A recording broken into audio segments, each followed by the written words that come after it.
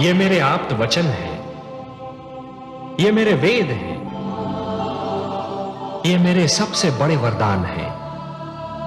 मानवता को ये मेरा उपहार है। ये मेरे आप्त वचन तुम्हें और तुम्हारे उपरांत आने वाली हर पीढ़ी को जीवन के नियमों का ज्ञान देंगे। ये वेद मानव को धरती और आकाश, मानव और देवता तथा आत्मा और परमात्मा के आपसी संबंध का ज्ञान देंगे। इनमें वो सारे मंत्र निहित हैं जो जन्म से मृत्यु तक मानव की हर समस्या का समाधान बनेंगे। हे मनु, मेरे आप्त वचन मानव को प्रकृति से शक्ति प्राप्त करने की प्रेरणा देंगे, जीवन से प्रेम करने की शिक्षा देंगे। ये तुम्हारे मार्ग के दीपक हैं। और हे सप्तऋषिगण, आप इन मंत्रों के सर्वप्रथम दृष्टा हैं। धन्य हो प्रभु, आप वास्तव में कृपा निधान है। अपने आप्त वचन का दृष्टा बनाकर आपने हमें यह भी ज्ञान दिया कि हमारे अस्तित्व का उद्देश्य क्या है, हमारा लक्ष्य क्या है। हे मनु और शतरूपा, तुम्हें इनकी रक्षा करनी होगी। इस धरोहर को मानव जाति तक पहुंचाना होगा। हे नीलकांत, मैं वचन देता हूं कि मानवता की इस धरोहर की मैं अपने प्राणों से भी अधिक रक्षा करूंगा। हे लक्ष्मीपति, मैं आपके आप्त वचन को अपने तन मन में यूं सुरक्षित कर लूंगी कि इनकी शिक्षा मेरा दूध बनकर मेरी संतान के रक्त में घुल जाएगा। तो फिर संभालो अपनी धरोहर को। मेरे क्षीर सागर लौटने का समय आ गया है।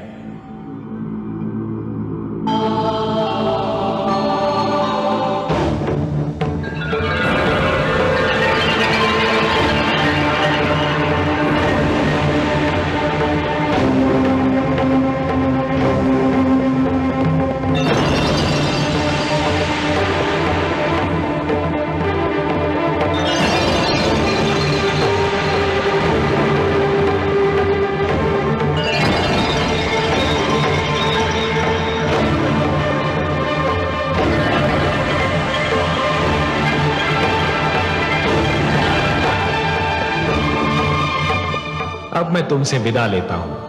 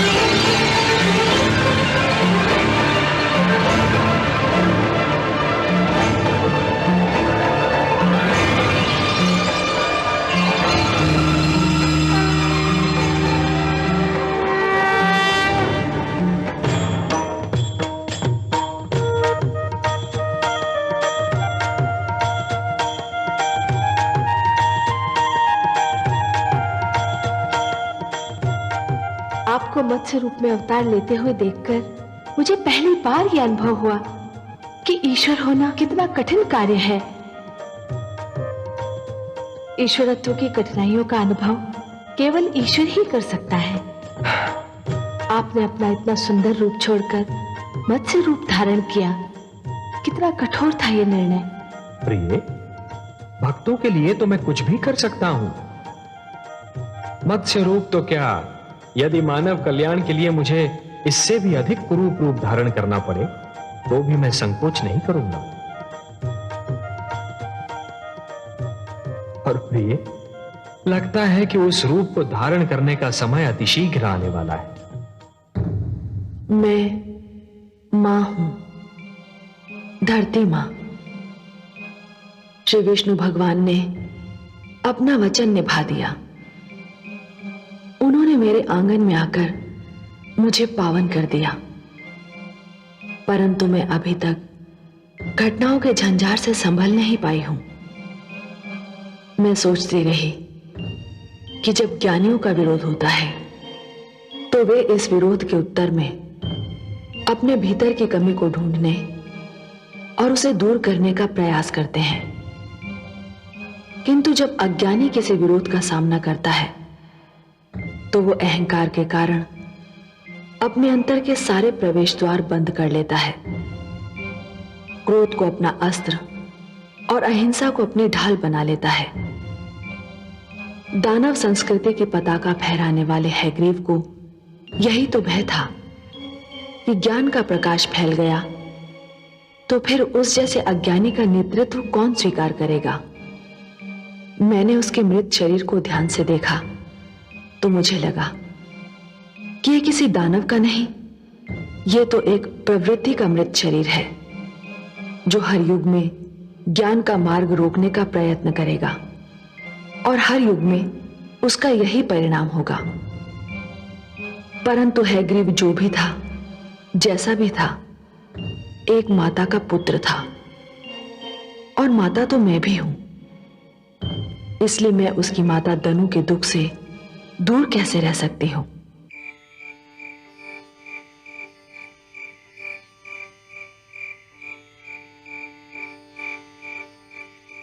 स्वामी,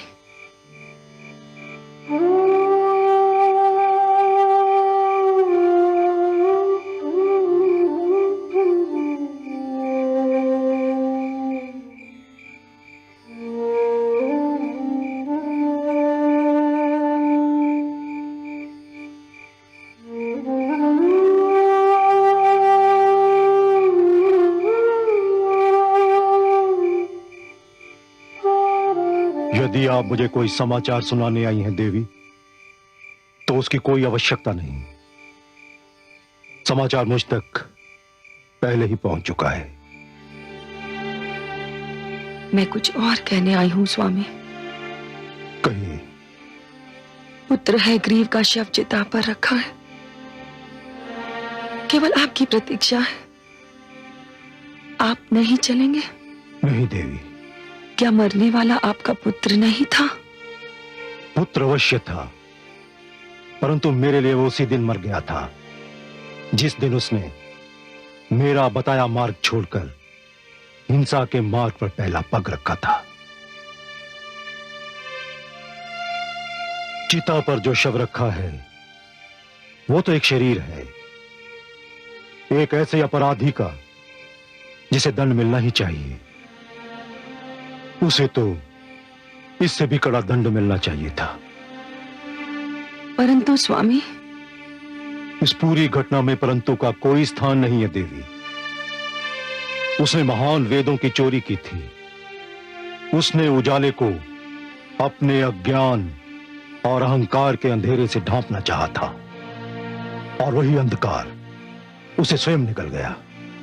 नहीं देवी, मैं वहां नहीं जाऊंगा।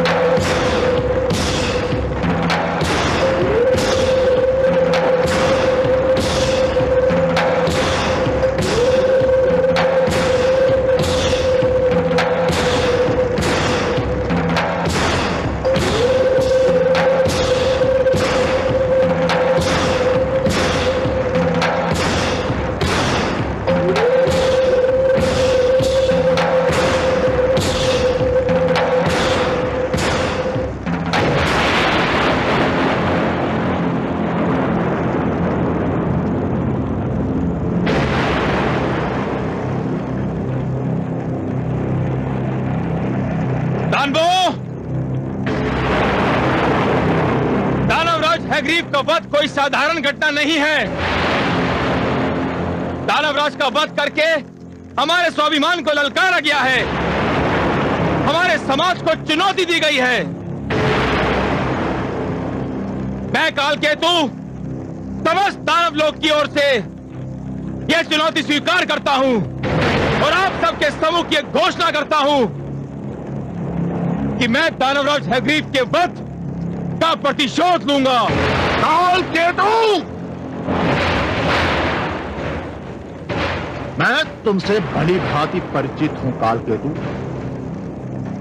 बहुत चतुर समझते हो तुम अपने आप को। हर्षल, चिल्लाओ मत कालकेतु। मैं जानता हूं कि प्रतिशोध की आड़ में तुम्हारा लक्ष्य क्या है। तुम दानवराज हैग्रीव के सिर से गिरा हुआ मुकुट अपने सिर पर रखने का सपना देख रहे हो।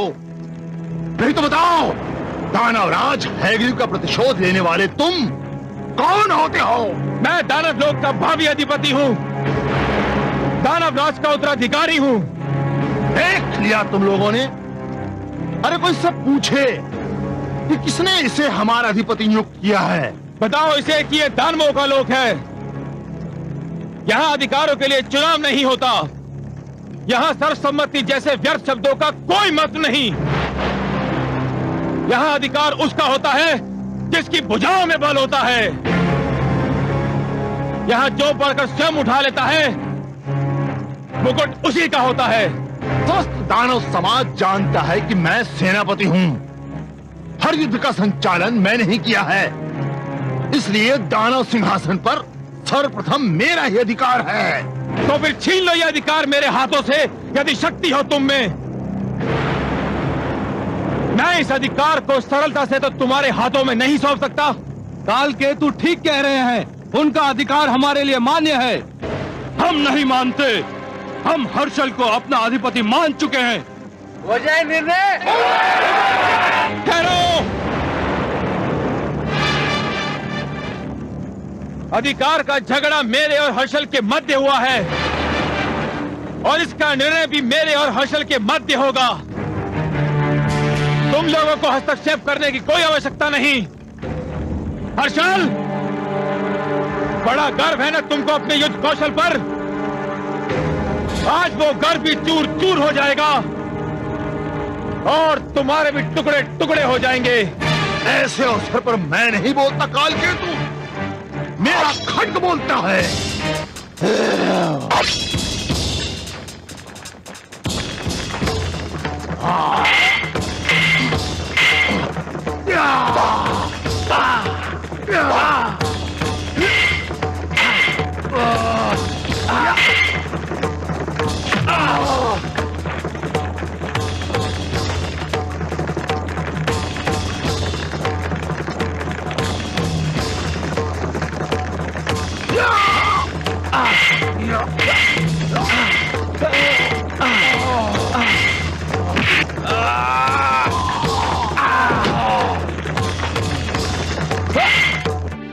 पर मैं तो चाहूंगी अपने पुत्र के अंतिम दर्शन को।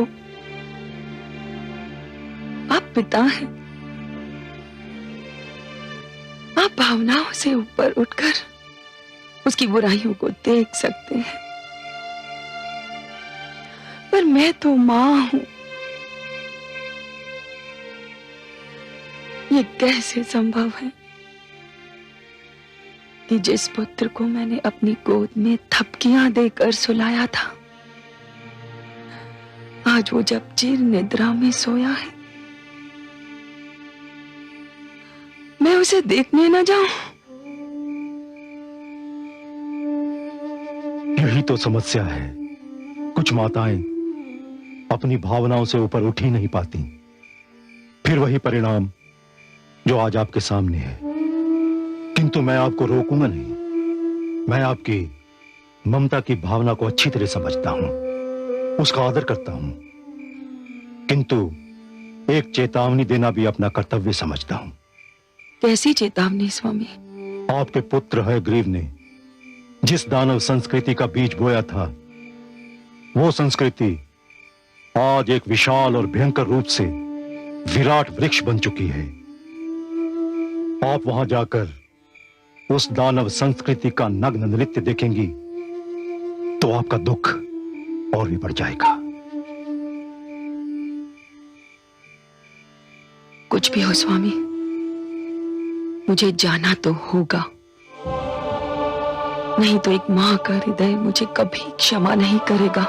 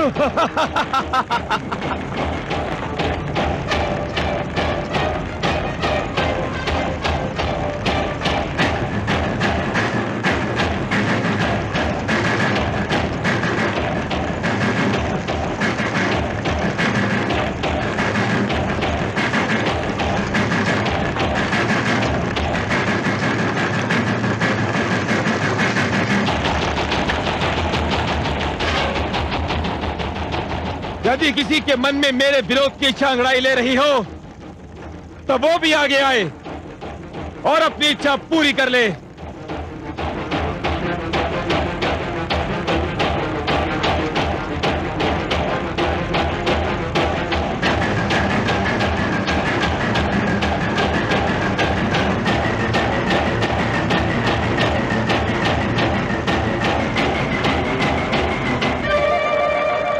सत्य कहा था मेरे स्वामी ने कि यहां आकर मेरा दुख बढ़ जाएगा।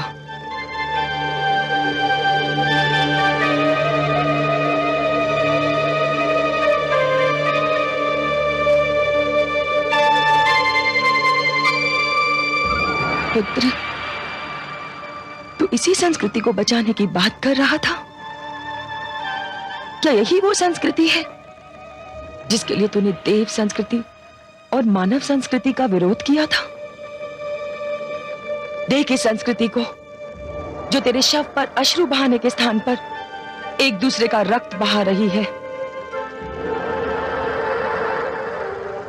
तेरी मृत्यु का शोक तेरे उत्तराधिकारी के लिए युद्ध में लहूलुहान हो रहा है। धिक्कार है तुम्हें अपने अधिपति की मृत्यु का दुख नहीं, ये चिंता है कि उसके सिंहासन पर कौन बैठेगा। अब भी समय है, छोड़ दो हिंसा और युद्ध का मार्ग, छोड़ दो अपने झूठे अभिमान को। मत जाओ उस राह पर जिस राह पर रखा हुआ हर पग तुम्हें विनाश से एक पग और निकट कर दे। आज एक माता रो रही है। यदि तुम लोगों ने अपना हट नहीं छोड़ा तो कल सहस्त्रों माताएं मेरी ही भांति रोती रहेंगी। क्षमा करे राजमाता, परंतु आप जो कह रही हैं वो एक साधारण माता के लिए तो उचित है, पर उस राजमाता के लिए नहीं जिसका स्वाभिमानी पुत्र विष्णु के हाथों मारा गया हो। तो तुम्हारे विचार में मुझे क्या करना चाहिए? इस समय तो आपको हमें शपथ दिलानी चाहिए कि हम जब तक दानवराज हैग्रीव के वध का प्रतिशोध न लें, चैन से न बैठे। प्रतिशोध? कैसा प्रतिशोध? क्या प्रतिशोध करके तुम मेरे पुत्र के ठंडे शरीर में जीवन की गर्मी लौटा सकते हो? मैं जानती हूं कि प्रतिशोध से तुम्हारा तात्पर्य क्या है। प्रतिशोध के नाम पर तुम इन लोगों के मन में घृणा का विष घोल रहे हो, क्योंकि तुम्हारे जैसे लोग केवल घृणा फैलाकर ही सत्ता प्राप्त कर सकते हैं। नहीं राजमाता, घृणा मैं नहीं फैला रहा हूं, घृणा फैला रहे हैं देवलोक के वासी, वो देवता जिनसे हमारी शक्ति देखी नहीं जाती, हमारी उन्नति जिनकी आंखों में कांटों के समान खड़कती है। वही सदा हमारे विरुद्ध पक्षपात करते हैं, हमें नीचा दिखाने का अवसर ढूंढते हैं। काल केतु सत्य कह रहे हैं, देवता पक्षपाती हैं। हम देवताओं को इस पक्षपात का दंड देंगे। हम काल केतु के साथ हैं। देवलोक पर आक्रमण होगा।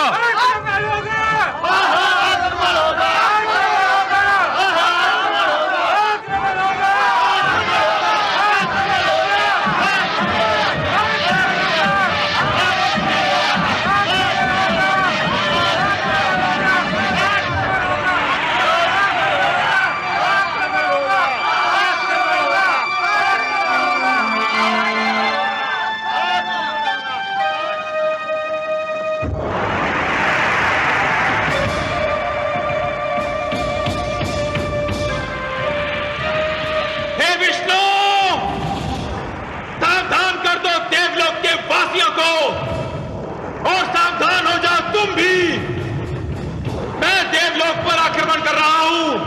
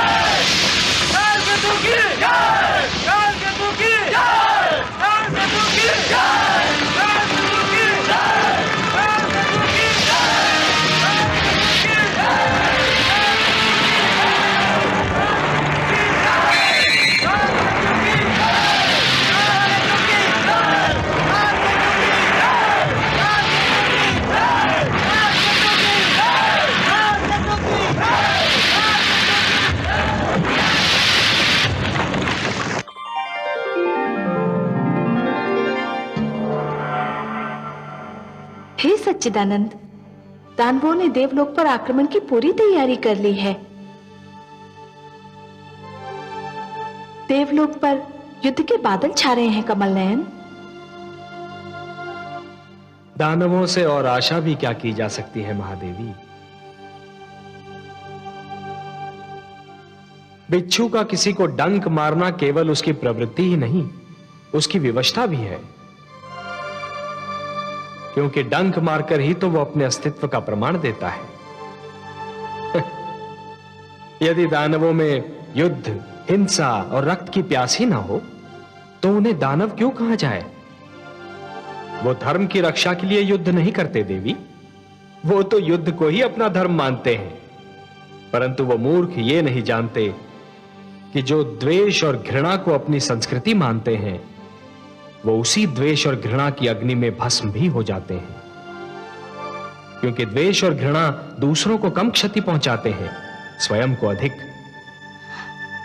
परंतु देवलोक के वासियों को अपनी रक्षा के लिए कुछ तो करना ही होगा। अवश्य करना होगा महादेवी, अवश्य करना होगा, परंतु वो युद्ध इन दानवों की भांति उन्मादी नहीं होना चाहिए। यदि देवलोक पर आक्रमण होता है तो देवताओं को उसका इतना कठोर उत्तर देना होगा कि दानवों के केवल शस्त्र ही नहीं, उनका साहस भी सदा के लिए टूट जाए।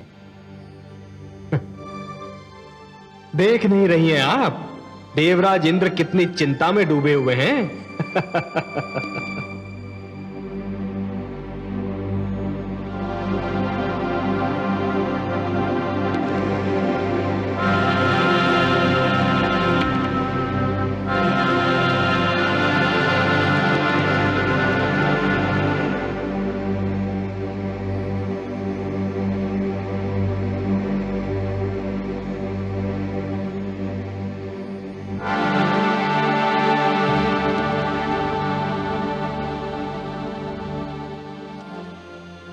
देवलोक के स्वामी किस चिंता में खोए हुए हैं कि उन्हें मेरे आने का ज्ञान तक नहीं?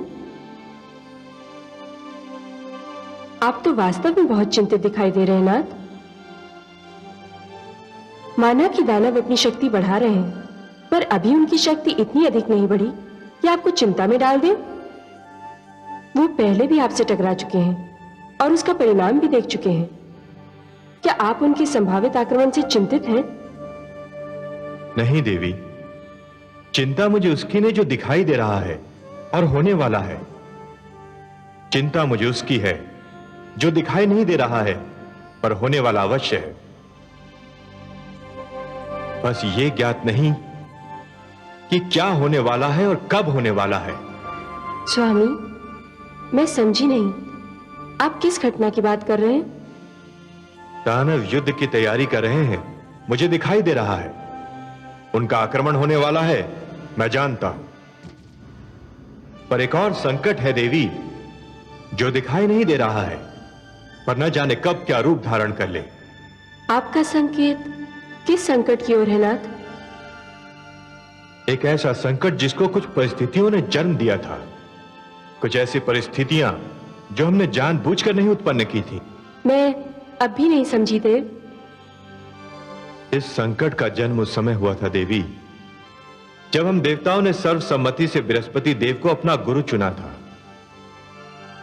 उस समय हमें इस सत्य का हल्का सा भी ज्ञान नहीं था कि गुरु शुक्राचार्य जैसे महान ज्ञानी और महातपस्वी भी अपने मन में देवताओं के गुरु चुने जाने की इच्छा पाल रहे हैं, बृहस्पति को चुनने की धुन में और उनके नाम पर सर्वसम्मति हो जाने की प्रसन्नता में हम शुक्राचार्य की इच्छाओं की चाप न सुन सके। परिणाम यह हुआ कि वो हम पर क्रोधित हो गए और उन्होंने दानवों का गुरु बन जाना स्वीकार कर लिया। हां देवी, निराशा जब क्रोध में बदलती है तो उसका पहला आक्रमण विवेक पर होता है। गुरु शुक्राचार्य का निर्णय भी निराशा और क्रोध का परिणाम था। उसमें विवेक से अधिक अपमान और मानहानि की प्रतिक्रिया अपना रंग दिखा रही थी। बुद्धिमान व्यक्ति जब बुरा होता है तो वो देश, काल, समाज सबके लिए घातक सिद्ध होता है। पर अब तो जो होना था वो हो चुका। यदि होने वाला हो चुका होता तो मुझे चिंता क्यों होती देवी? चिंता तो यही है कि क्या होगा और कब होगा। दानव अपनी शारीरिक और भौतिक शक्ति के बल पर लड़ते हैं, उन्हें परास्त करना कठिन नहीं। पर शुक्राचार्य का शस्त्र उनका मस्तिष्क है। वो विद्वान है और विद्वान का अहंकार चोट खाता है तो घायल नाग की भांति घातक होता है, जो न जाने कब किधर से आक्रमण करके। शुक्राचार्य का अहंकार मेरे लिए ऐसा प्रश्न चिन्ह है जो चिंता को जन्म देता है, उत्तर नहीं बताता।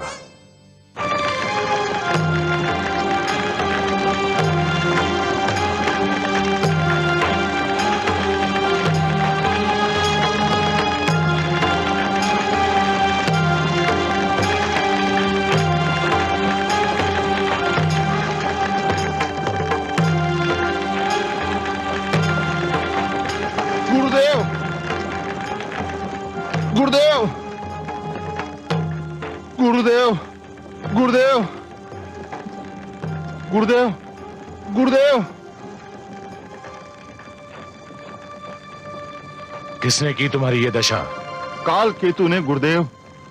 दानवराज हैग्रीव के वध का समाचार सुनते ही उसने राज सिंहासन हथियाने के लिए षड्यंत्र किया था और अपने को साथी भी बना लिए थे। मैंने उसे ललकारा, जिसका यह परिणाम हुआ है गुरुदेव। काल केतु सदा ही महत्वाकांक्षी और सत्ता का लोभी रहा है। तुम्हें उससे नहीं भिड़ना चाहिए था, तुम्हें मेरे पास आना चाहिए था। इसका अवसर ही नहीं मिला गुरुदेव। ये सब कुछ एक सोची समझी योजना के कारण अवश्य हुआ था, पर हुआ था इतना अचानक कि किसी के पास कुछ भी सोचने समझने के लिए समय ही नहीं था। और अब तो जो होने वाला है वो इससे भी बुरा होगा गुरुदेव। काल केतु ने देवलोक के विरुद्ध युद्ध की घोषणा कर दी है। क्या? हाँ गुरुदेव, आक्रमण किसी भी समय हो सकता है, युद्ध किसी भी क्षण छिड़ सकता है। नहीं, यह बहुत बड़ी भूल होगी। देवताओं से युद्ध आवश्यक है, उन पर आक्रमण होना ही चाहिए। मुझे स्वयं देवताओं से अपने अपमान का प्रतिशोध लेना है, पर उसके लिए समय और स्थान मैं चुनूंगा। परंतु काल केतु तो युद्ध का निर्णय ले चुका है गुरुदेव। उसे रोकना होगा, उसे बताना होगा कि अंधेरे में उठाए हुए पग के बारे में कोई नहीं जानता कि वो समतल भूमि पर पड़ेगा या किसी गड्ढे में। काल केतु अपनी भावुकता में कोई भयंकर भूल न कर बैठे। मैं स्वयं तुम्हारे साथ चलता हूं।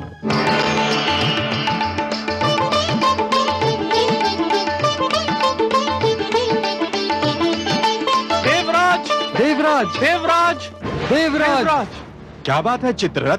दानवों की सेनाएं देवलोक पर आक्रमण करने के लिए चल पड़ी हैं। दानव काल केतु अपनी सेना का संचालन कर रहा है। उसने देवलोक को तहस नहस करने की शपथ ली है। हमारी सेना आपके आदेश की प्रतीक्षा कर रही है। दानवों की सेना देवलोक की सीमा से कुछ ही दूरी पर है। नहीं, हम दानव सेना को अपनी सीमा में पग भी नहीं धरने देंगे। युद्ध उन्हीं के क्षेत्र में होगा। दानवों की महत्वाकांक्षा बढ़ती जा रही है। हैग्रीव के वध से उन्होंने कोई सीख नहीं ली। मैं स्वयं अपनी सेना का संचालन करूंगा। आओ मेरे साथ।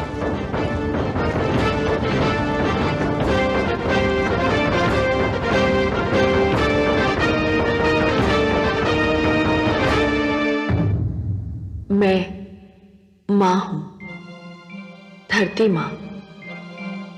दानवराज हैग्रीव का वध भी दानवों को सद्बुद्धि न दे सका।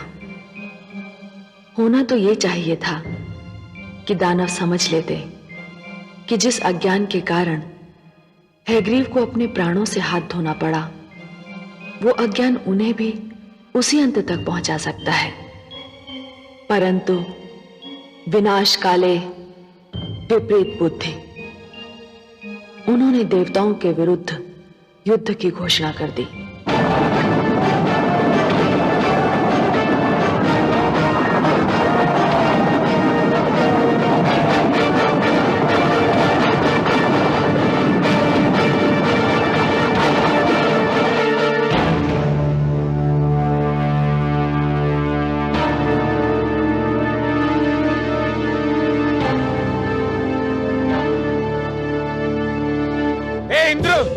तुम देवताओं ने सदैव हमारा तिरस्कार किया है।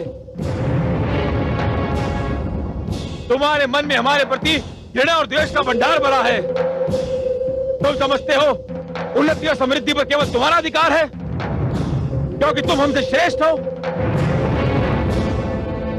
परंतु आज तुम्हें ज्ञात हो जाएगा कि हम दानव कभी तुम्हारा प्रभुत्व स्वीकार नहीं करेंगे।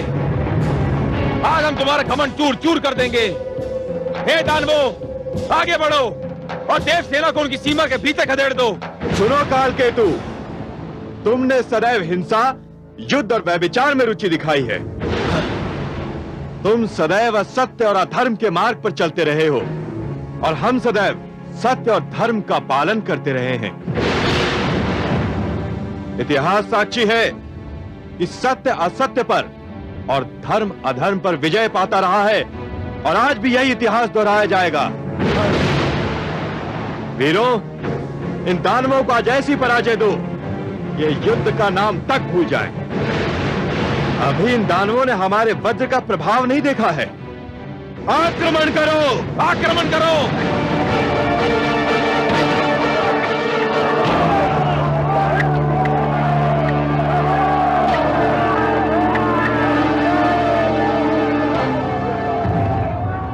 परिणाम ये हुआ कि घमासान रण हुआ। दोनों सेनाएं एक दूसरे पर टूट पड़ी।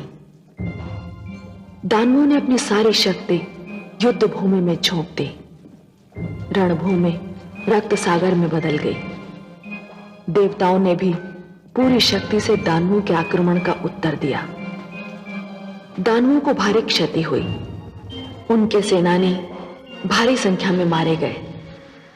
सारी रणभूमि उनके मृत शरीरों से पट गई और अंत में दानव सेना के पांव उखड़ गए। स्वयं कालकेतु घायल होकर रणभूमि से ले जाया गया। दानवों की पराजय का एक कारण यह भी था कि वे अपने गुरु शुक्राचार्य की ये बात भूल गए थे कि उनकी अनुमति के बिना युद्ध न किया जाए। परंतु मेरी चिंता यह थी कि दानवों की इस पराजय की देवताओं पर क्या प्रतिक्रिया होती है। देवराज इंद्र की जय, देवराज इंद्र की जय, देवराज इंद्र की जय, देवराज इंद्र की जय, देवराज इंद्र की जय, देवराज इंद्र की जय, देवराज इंद्र की जय, देवराज इंद्र की जय, देवराज इंद्र की जय, देवराज इंद्र की जय। विजयश्री की बधाई हो देवराज। विजय तो हमारे चरणों में उसी समय झुक गई थी जब हमने युद्ध भूमि में पांव धरा था। उसे तो हम अपने साथ लेकर गए थे। युद्ध तो केवल औपचारिकता निभाने के लिए हुआ था। युद्ध तो युद्ध होता है नाथ। जब तक आपको विजय नहीं प्राप्त हुई थी मेरा मन कांप रहा था। आप नारी हैं ना, इसलिए भयभीत हो रही थी। हमने दानवों को ऐसी करारी पराजय देने का निश्चय कर लिया था कि वो फिर कभी युद्ध करने का साहस न करे। हमारा निश्चय सफल हुआ। दानव भूल गए थे कि वो किसी साधारण देवता से नहीं, देवराज इंद्र से टकराने जा रहे हैं। अब देवराज इंद्र का नाम सुनते ही उनके शरीर में कपकपी दौड़ जाया करेगी। देवराज इंद्र की यह विजय उनकी आने वाली 7 पीढ़ियां भूल नहीं पाएंगी। मैं महान हूं देवी, मैं महान हूं। बोल बड़ा मत बोलिए, जाने कब क्या हो। बहुत करे अभिमान जो अपना आपा खो।